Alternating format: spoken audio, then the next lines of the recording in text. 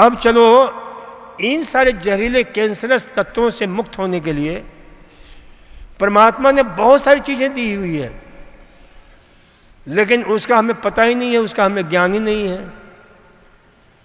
तो ज्ञान हम प्राप्त करेंगे कि देखो, कैंसर से मुक्त होने के लिए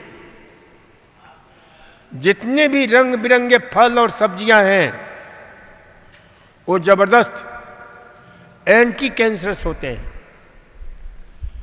जितने भी फल, साग, सब्जियां, जैसे उदाहरण समझ लो, पहला नंबर में देता हूं गाजर का। क्यों? गाजर एक ऐसा आहार है जिसमें 4 प्रकार के रंग मिलते हैं।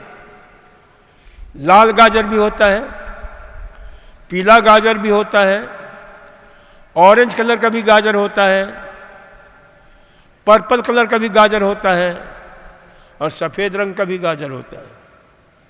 सफ़ेद रंग का गाजर अफगानिस्तान में होता है खूब। तो ये ध्यान रखो। अब लाल रंग के गाजर में, यानी प्रत्येक गाजर में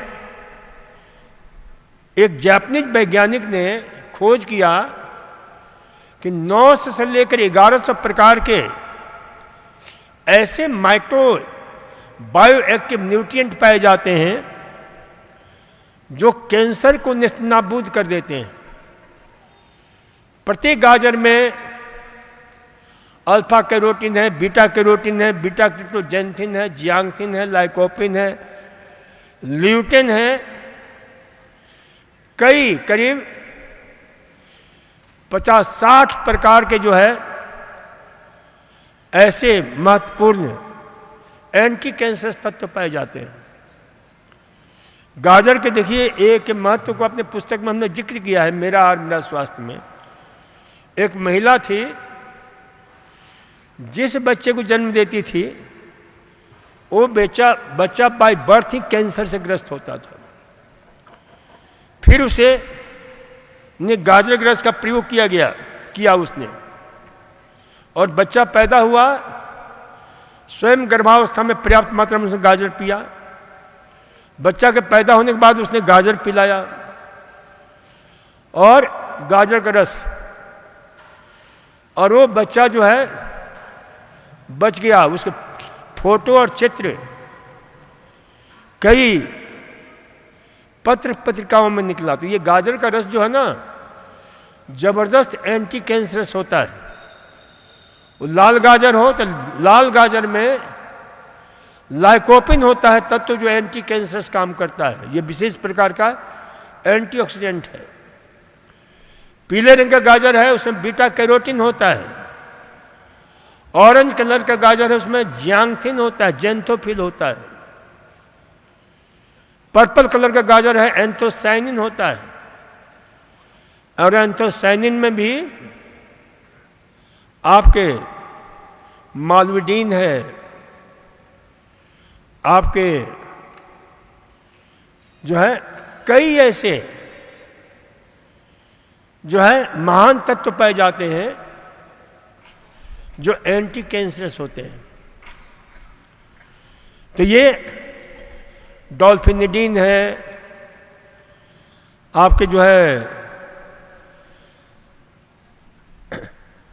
तो ये सब जो है बहुत ही कमाल के काम करते हैं। पेट्रोनिडीन है, पेलानिडीन है, पियोनिडीन है, ये सब सदस्य हैं एंथोसाइनिन के, जो, और ये किस में मिलते हैं? पर्पल कलर के गाजर में मिलता है। पर्पल कलर के जितने भी आहार होते हैं, और कौन कौन से आहार होता है? अंगूर होता है, ग्रेप्स होते हैं। और पर्पल कलर के कौन से होते हैं? आपके ब्लूबेरीज, ब्लैकबेरीज, ब्लैक मलबेरीज। और ये सब कितना परमात्मा ने दिया हुआ है एंटी कैंसर आहार, और ये कैंसर को खत्म करने की क्षमता रखते हैं। जितने प्रकार के इस प्रकार के बेरीज हैं, आपके जो है स्ट्रॉबेरी, लाल, लाइकोपिन का सबसे बड़ा। तो ये सब जो है कैंसर को दूर करने वाला होता है। उसी प्रकार से जितने प्रकार की गोभियां हैं, और गोभियों में भी सबसे जबरदस्त गोभी ब्रोकली। जिस ब्रोकली में एक महान तत्व पाया जाता है जिसका नाम है मिथाइल सल्फोनाइल हेक्साइल आइसोथायोसाइनेट। ये इतना लंबा चौड़ा कंपाउंड, तो ये मिथाइल सल्फोनाइल हेक्साइल आइसोथायोसाइनेट, और उसमें 3-इंडोलाइल मीथेन, ब्रासनिन फॉलेट, एक नहीं दर्जनों ऐसे तत्व पाए जाते हैं जो कैंसर को, यानी कहीं दूसरे जगह कैंसर जाकर के अपनी अड्डा जमाना चाहता है, उसे को भी नेस्तनाबूद कर देते हैं।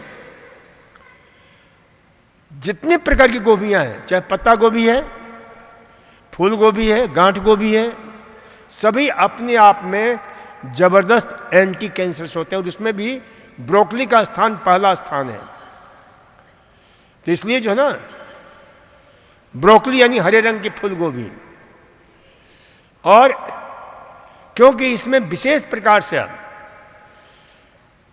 मायरीसिनेज एंजाइम होता है, जो, लेकिन ये ध्यान रखना चाहिए कि यदि उसको हम कच्चा ही पीस करके लें तो मायरीसिनेज एंजाइम जो है ना सक्रिय होता है, और उसके सक्रिय होने से ग्लूकोसिनोलेट्स, ये ऐसे तत्व हैं जो जिनका रूपांतरण होता है आपके विशेष रूप से सल्फोराफेन में, जो जबरदस्त एंटी कैंसर होता है। तो इसको हल्का सा उबाल करके पीस करके खाना चाहिए। कच्चा ही पीस कर खाएं, अच्छी तरह धो करके साफ करके, तो और गुणकारी होता है। तो ये जो है आपके जो गोभियां हैं, इसी प्रकार से गेहूं के पत्ते का रस, जौ के पत्ते का रस। अब जौ के पत्ते के रस में एक नहीं बहुत महत्वपूर्ण ऐसे एंटी कैंसर तत्व पाए जाते हैं। P4, D1, G1, ये ऐसे फ्रैक्शन हैं जो महान एंटी कैंसर होते हैं। ये दवा हैं, ये नेचुरल कीमोथेरेपी का काम करते हैं। और इसमें एक तत्व पाया जाता है बहुत जबरदस्त, 2-OGIV, 2-O-ग्लाइकोसिन आइसोविटैक्सिन। तो 2-OGIV ये बहुत ही कमाल का पोटेंट एंटीऑक्सीडेंट है, एंटी कैंसरस होता है। तो गेहूं को पत्ते, गेहूं को घर पर उगाइए, जौ घाव पर उगाइए, ले आइए 14 गमले, एक एक गमला बोते जाइए, घर में हरियाली भी रहेगी, और उसका जो है एक एक गमले में बोते जाओ, या धामे होते हैं उसमें लेकर मिट्टी और कंपोस्ट खाद या वर्मी फॉर्म खाद मिला करके, और जैसे गेहूं बोते हैं वैसे बो दीजिए, उसको अखबार से ढक दीजिए, ताकि नहीं तो जो ना उसको बहुत सारे खाने वाले भी होते हैं जीव जंतु, और फिर वो उग जाए तो 8वें-9वें दिन तैयार होता है। अरे अपने यहाँ तो परंपरा रही है जौ को उगाने की। विशेष रूप से कब उगाते हैं? जब ये माँ दुर्गा की आराधना करते हैं नवरात्रि के समय। और जौ क्या है? जौ को उगाने का हमारे जो है ना, हम लोग उसे भूल गए।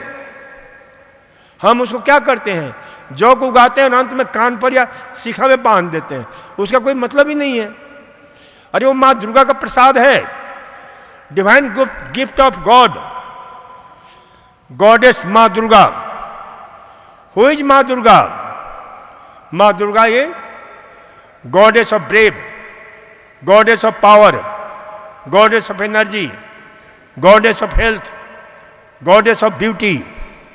माँ दुर्गा स्वास्थ्य की, सौंदर्य की, शक्ति की, ऊर्जा की देवी है। और उसका प्रसाद क्या है? ये जौ का घास, बार्ली ग्रास।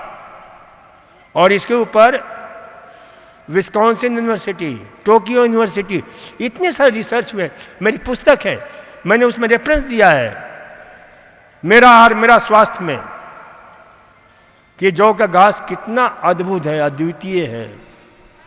सिर्फ उसी के विषय में चर्चा करूं तो 1 घंटा लगेगा। तो ये ध्यान रखा करो कि जौ के घास का प्रयोग करो।